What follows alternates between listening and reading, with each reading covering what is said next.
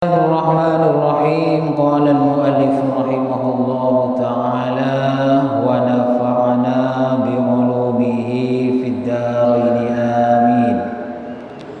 Masih di bab mujahadah melawan hawa nafsu dengan ibadah yang benar, bagian yang ke-15.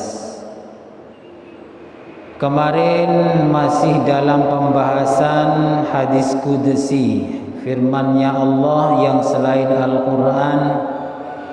Kemarin sudah dijelaskan apapun yang berbahaya dan apapun yang bermanfaat tidak akan pernah bisa membahayakan atau memberi manfaat kepada Allah Subhanahu wa ta'ala.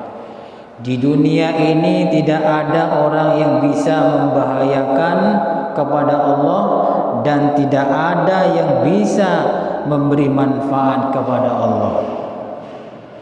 Kemudian Allah sendiri juga mengatakan, seandainya, ini Allah sendiri mengatakan, seandainya seluruh umat manusia, jin dan makhluk-makhluk yang lain, mulai dulu, mulai zamannya Nabi Adam atau sebelumnya Nabi Adam, sebelum ada manusia, ada jin, ada malaikat, semuanya sampai ke hari kiamat, itu menjadi orang yang paling bertakwa kepada Allah, anggaplah seperti Nabi Muhammad semua, maka tidak sedikit pun menambah kepada kekuasaan dan keagungan Allah Ta'ala. Tidak ada pengaruh.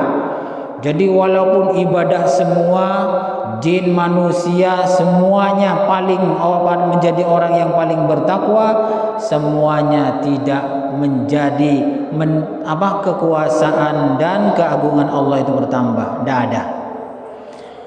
Kemudian ini perhatikan baik-baik ya. Hadis qudsi ini banyak, panjang ini. Lau anna ya ibadi, kata Allah, lau anna awwalakum wa akhirakum wa insakum wa jinnakum kanu ala afjuri qalbi rajulin wahidin minkum ma naqasa dzalika min mulki syai'an. Ini kebalikan yang tadi. Seandainya semua kalian, manusia atau jin dan makhluk-makhluk semuanya, mulai awal sampai hari kiamat, menjadi orang yang paling bejat, yang paling ahli maksiat, contohnya umpamanya seperti iblis semua, jadi iblis semua ini, maka tak sedikit pun mengurangi kekuasaanku, kata Allah Ta'ala. Jadi ibadah sebanyak apapun, maksiat sebanyak apapun, semuanya itu, kata Allah, tidak mempengaruhi kekuasaanku atau keagunganku. Jadi apa yang kita lakukan, baik maksiat atau ibadah, semuanya itu bukan untuk Allah Subhanahu wa ta'ala, tapi untuk diri kita sendiri. Makanya kalau kita ini ibadah, mau cakang, mau jarang-jarang, mau sholat, mau puasa, mau tidak, semuanya terserah ya, terserah. Tapi semua itu ada akibatnya, ada balasannya nanti di akhirat. Tidak ada yang menambahi kekuasaan Allah atau yang mengurangi kekuasaan Allah. Makanya kita ini ibadah untuk diri kita sendiri, membuat mencari sangu, mencari bekal untuk nanti akan digunakan di akhirat. Bagi Allah tidak ada apa-apanya.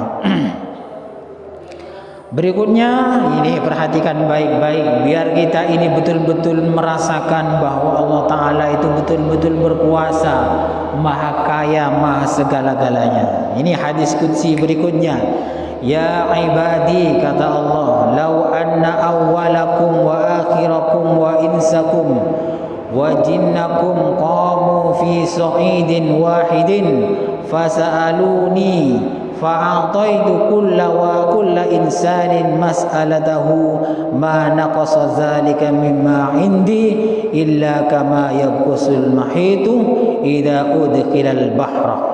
Perhatikan baik-baik ya, biar kita ini tidak sombong kepada orang lain dan kepada siapapun saja. Wahai hambaku, kata Allah, seandainya kalian semua manusia, jin dan makhluk-makhluk yang lain berada di satu tempat, jadi mulai Nabi Adam sampai hari kiamat kumpul jadi satu dalam satu tempat, hidup semua. Kemudian semua kalian ini minta kepada saya, lalu saya memberikan kepada kalian semua apa yang diminta, yang kecil, yang besar, dan yang sangat besar. Kemudian aku kabulkan semuanya, aku kasih semua. Seperti ini aku memberi semua permintaan kalian semua ini, tidak akan mengurangi apa yang aku miliki, kecuali menguranginya itu seperti jarum dimasukkan ke dalam laut, kemudian jarum itu diangkat. Nah, contohnya apa? Logikanya begini, semua yang diberikan tadi itu seperti air yang masuk ke dalam lubang jarum. Kemudian laut itu sisa miliknya Allah yang belum diberikan kepada seluruh makhluk. Jadi tidak ada apa-apanya ya.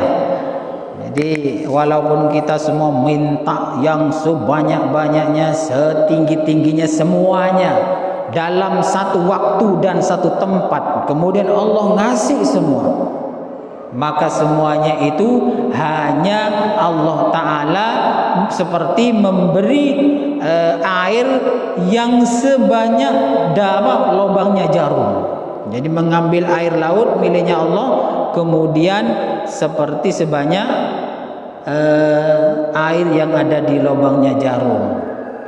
Kalau saya pikir ya, air yang ada di lubangnya jarum itu tidak sampai satu tetes. Dari apa? Saking banyaknya miliknya Allah yang diberikan kepada manusia, yang minta tadi dalam satu tempat, dalam satu waktu, hanya sebesar air yang masuk ke dalam lubangnya jarum. Mungkin dalam lubangnya jarum itu mungkin seperempat tetes ya, mungkin begitu. Jadi tidak usah sombong ya. Kita kadang punya harta sedikit sudah sombong. Bagaimana secara ilmiah? Hadis qudsi ini secara ilmiah itu bagaimana? Allah Ta'ala mempunyai kekuasaan, punya sesuatu kerajaan sebesar laut, kemudian diberikan kepada manusia seluruhnya, jin semuanya, minta sebanyak-banyaknya, hanya kalongnya itu hanya seperempat tetes. Logikanya bagaimana?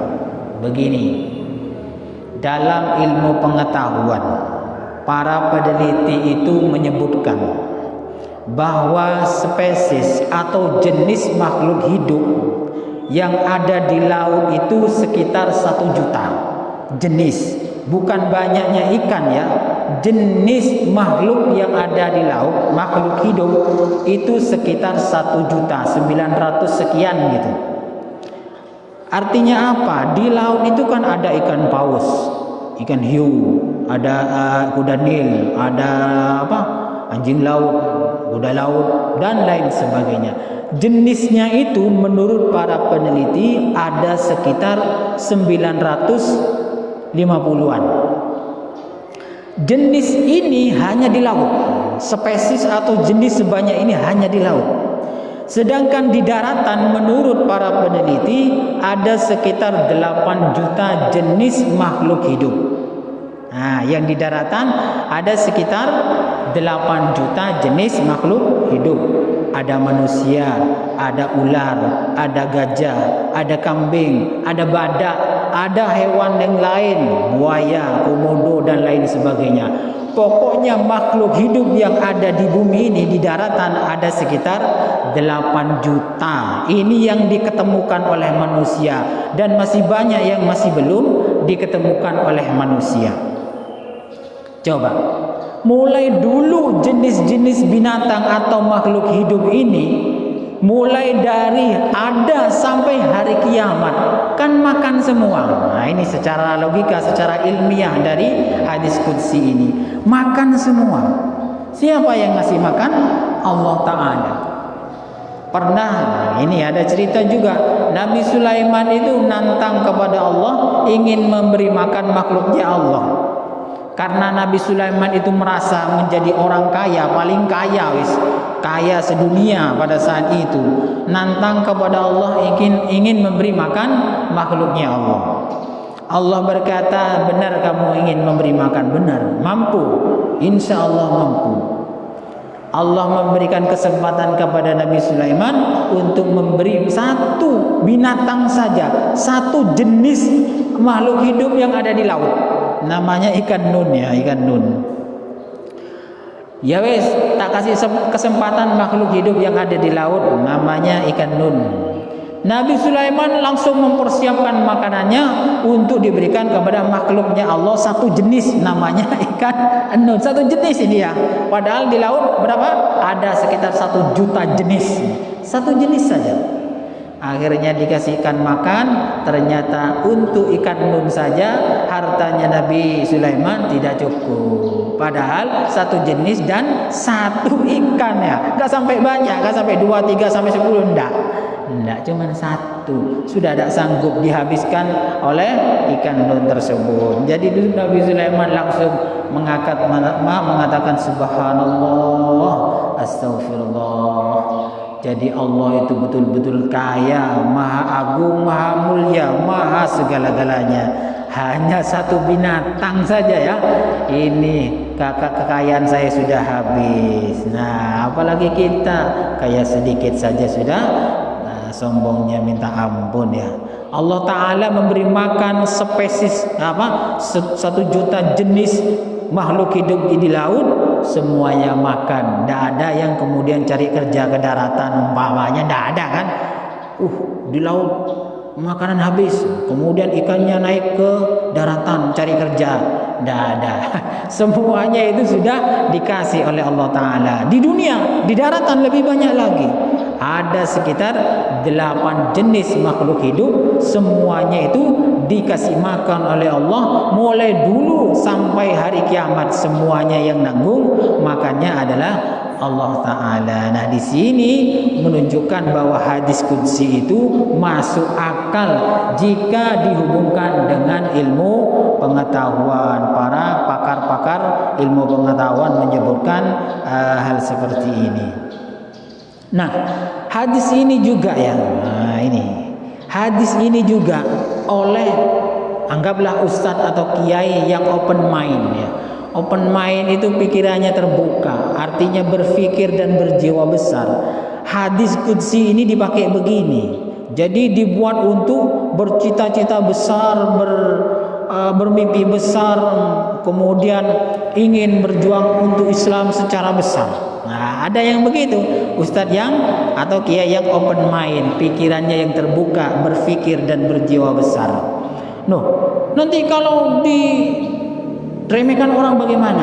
Nanti cita-cita besarnya gak terkabul, gak dikabul oleh Allah Ta'ala. Nah, ustadz yang open mind, ya, open mind.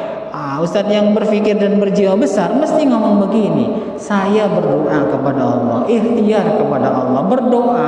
Kan ada firman Allah, ud'uuni astajib lakum. Kalau berdoa kepadaku maka aku akan kabulkan. Maka ustadz itu akan mengatakan, seandainya cita-cita saya tidak terkabul di dunia, tidak terwujud, tidak sukses, maka dia mengatakan, ngapain tekan takut ekocain orang, tidak akan takut dinyinyirin orang, diremehkan orang. Karena apa? Allah sudah berjanji, ud'uuni astajib lakum, berdoalah kepadaku maka aku akan kabulkan. Jadi kalau di dunia tidak sukses, dia ustadz yang open mind ini akan berpikir, ya pasti dikabulkan dia di akhirat. Pasti itu. Karena apa? Innallaha la yukhliful mi'ad. Allah tidak pernah mengingkari janjinya. Nah, ya. Jadi tidak takut dikatakan, oh sombong, oh tidak kira terkabul, tidak kira terwujud cita-cita besarnya. Tidak kira apa ya? Tidak kira kecil hati Ustadz yang open mind ini. Karena apa? Karena dia selalu berpikir cita-cita yang ia kejar adalah lillahi ta'ala. Umpama tidak dikabulkan di dunia, ya tidak apa-apa, bisa di akhirat. Umpamanya diremehkan oleh orang, dicaci maki, oh cita-cita terlalu besar begini, ya dia juga akan berpikir, akan bersabar dan mengatakan untuk dijadikan cacian orang tersebut, remehan atau nyinyiran orang sebagai ladang pahala yang nanti akan diambil di akhirat. Jadi disinilah untungnya orang yang berpikir dan berjiwa besar untuk mewujudkan cita-cita besar, maka punya keuntungan. Keuntungan bisa dikabulkan di dunia atau terwujud cita-citanya. Kalau umpama tidak terkabul di dunia, dia berpikir akan dikabulkan di akhirat karena Allah tidak akan pernah mengingkari janjinya. Kemudian untungnya lagi, umpama ada yang meremehkan, yang mencaci karena terlalu besar cita-citanya, dia bersabar dan dia menjadikan cacian tersebut sebagai penyemangat, suplemen penyemangat, dan kemudian dijadikan ladang pahala nanti yang akan diambil di akhirat. Nah, di sini makanya ada ustadz itu yang open mind, ya, pikirannya itu terbuka, yang luas. Ada yang ustadz atau kiai itu enggak ada begitu. Akhirnya kenapa? Biasanya yang open mind itu diremehkan oleh orang yang tidak open mind. Kata kira apa begitu? Tidak mungkin. Nah begitu. Kalau yang open mind enggak, biasa terus mengamalkan hadis qudsi ini. Allah Maha Kuasa. Jangankan hanya cita-cita yang besar punya saya, yang menurut Allah kecil, lebih besar daripada ini, Allah mampu mengabulkan. Tidak dikabulkan di dunia, bisa di akhirat. Kalau dihina, ya santai saja. Yang mampu mengabulkan hanya Allah, dan kita hanya berikhtiar. Ikhtiar kita itu bisa dikabulkan di dunia, bisa juga dikabulkan di akhirat. Itu terserah Allah, urusan Allah. Makanya sangat beda ya orang yang mempunyai ilmu agama kemudian ditambah dengan ilmu pengetahuan umum, penelitian, dengan hanya pintar ilmu agama. Biasanya akan nabrak itu. Yang pintar ilmu agama itu nabrak-nabrak itu. Nabrak-nabrak, oh letak kira mustahil dan sebagainya. Inilah bedanya SDM, sumber daya manusia. Masih panjang ini ya. Cukup sekian dulu, mungkin akan dilanjutkan kepada pertemuan yang akan datang. Kurang lebihnya saya mohon maaf. Mudah-mudahan bermanfaat. Wallahu a'lam bishawab. Al-Fatihah.